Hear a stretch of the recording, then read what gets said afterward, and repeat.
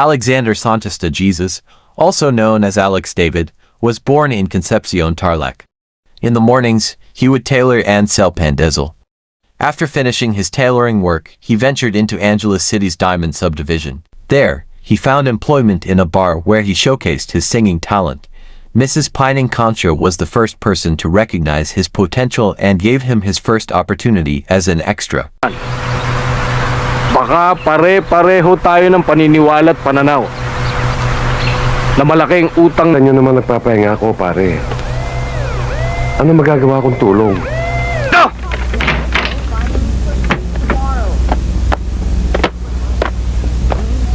Ano ka ba naman?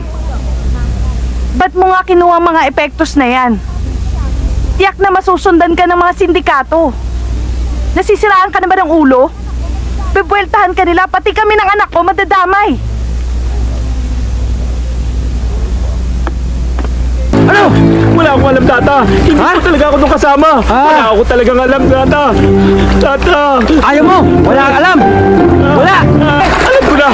Alam ko na kung sino maaaring gumawa niya, Tata. Isang tao lang maaaring gumawa niya, Tata.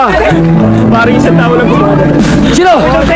Si Howard Campos, alias Tisoy, Tata. Oo, siya na nga yun. Cross my heart. Mamatay man ako ngayon, Tata. Mabibilang mo lang ulo ko, ha? Hindi, Tata. Tensya ka na! Pagkasakaling makaligtas ka! Parang hindi ko gusto ito. Huwag kang mag-alala, Brando. Nasa kamay na namin si Mrs. Mendez. Nasa kamay nyo nga. E paano kung pumalag? Bah, wala naman siya magagawa kundi sumunod sa kagustuhan natin. Dahil kapag pumalag siya, alam niya na mangyayari. Laging eksakto sa oras. Ang misis ko nasaan? Relax lang. Relax.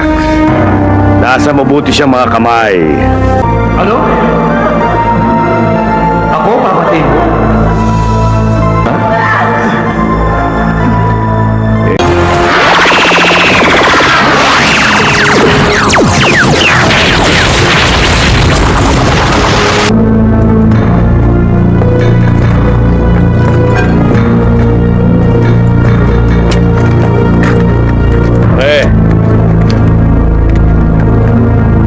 Bakit to? May pagagawa kayo? Meron. Waiter, can I have your menu, please? Tawag ka na ni boss. It's the best we got. Lumuhod ka at magmakaawa, Butch. Tapos ka na. Ang daming pandakdak, Steve. Kalamitin mo na!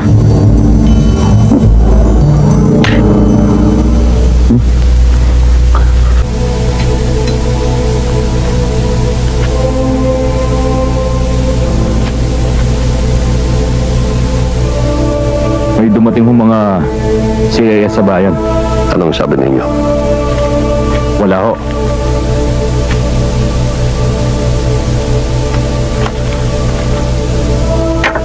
Naniwala naman kayo ng mga CIS yun. Oo, Mayor. Nasa... Si Tony. Naiintindihan niyo ba? Huwag mo rin akong tanungin. Tanungin mo si... Wes, tuloy ang pangalawang plano. Lilisanin natin ang buhok na ito. Mag-iiba tayo ng kuta. At lalo natin palalakihin ang ating puwersa. Kapag natalo si Gob, tapos na maliligayang araw natin.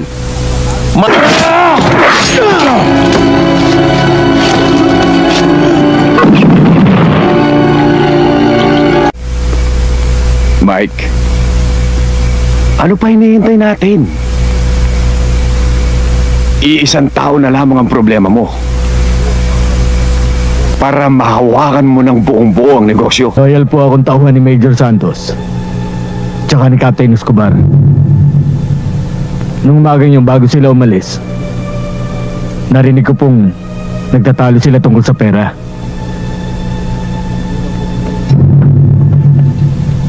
Hindi raw po binigay ni Major Santos ang parte ni Captain Escobar. Pagkatapos po, hindi po ako pinasama ni Captain Escobar sa lakad nila. Dahil silang dalawa lang daw po ang imbitado dun sa pupuntahan nila. Tapos may binulong po sa akin si Captain Escobar. Huwag daw po akong mag-alala dun sa pagtatalo nila. Lambingan lang daw po nila yon. Wala ka bang napansin na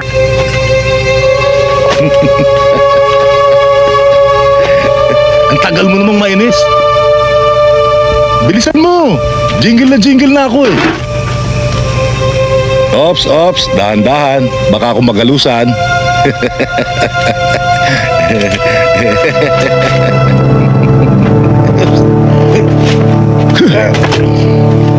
Ano, susunod ka pa?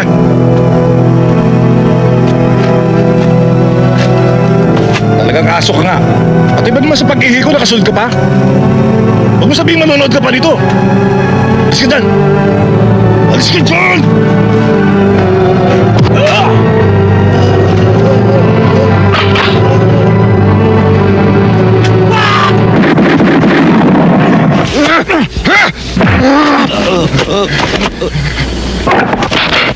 Sige, bumunot ka!